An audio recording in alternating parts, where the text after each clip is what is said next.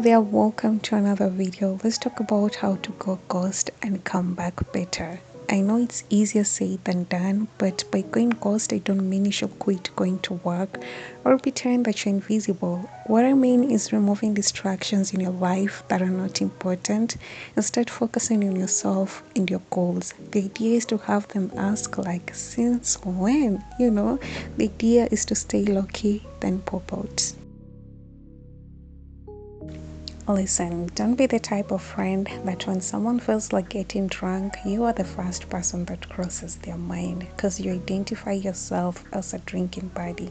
It's about time you start evaluating your circle because how do you explain having 6 to 7 friends that you go drinking with but none to share business idea with?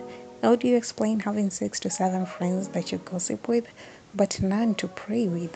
The company you keep plays a huge part in your life. I said it before, you can't be speaking butterfly language with caterpillar people who are comfortable with where they are. They are not excited about change and growth because a lot of people these days are getting older but they're not growing up. Surround yourself with people who force you to level up, people who talk about growth because I can tell you for free negativity can be contagious. Understanding and choosing how you think, act, and feel shapes your interactions with others. It defines how and what you learn. It rather allows you to set priorities that determines the majority of your daily actions. Things like accepting that not all emotions have to mean something. Just because you're offended does not mean you're right. Things like knowing that sometimes saying nothing and not responding is the best response.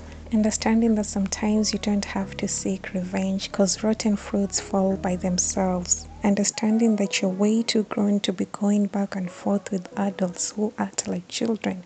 You become a master of your life when you learn to control where your emotion goes.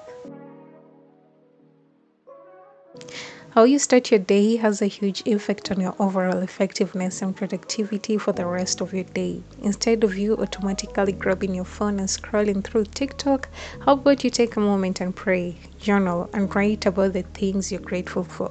Listen to a motivational podcast. Starting the day in a calm and mindful state helps you focus and get the right things done and dealt with. As time goes by and you start seeing the progress, you'll not only feel the increase in your energy level, but your mental health is going to thank you too.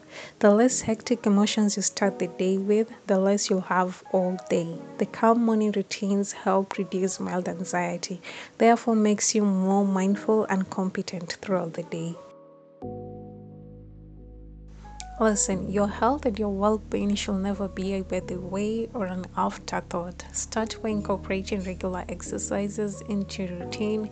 I know it doesn't have to be the hardcore Dwayne Johnson type of exercises. I mean, if you're able to do that, good for you.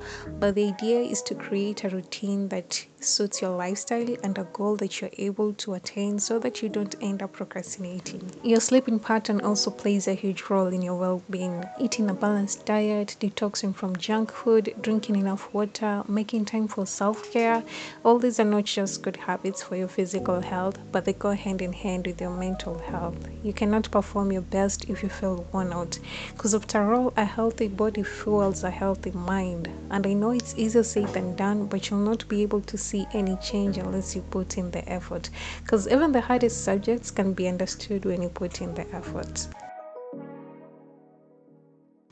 How about you use this time to revisit that thing that you've always wanted to do because of a fear of failure? I know that fear might be overpowering sometimes, but we have to learn to find purpose in fear and use it as a stepping stone for change. We generate our fears while we are sitting and doing nothing about them, so overcome them by actions. Stop disrespecting your potential by procrastinating. Let your faith be bigger than your fear. You don't have to wait to be confident, just do it and everything is going to fall into place. And I know you're probably like, what if it doesn't fall into place? But what if it does? What if everything works out? What if overcoming your fear is all it takes? Now, this would not have been a Go Ghost and Come Back Better video if I did not talk about self care. You can't pour from an empty cup. Take care of yourself first. Get intentional with your skincare. Get some new clothes. Whiten your teeth. Spend less time on social media and be in love with every part of yourself.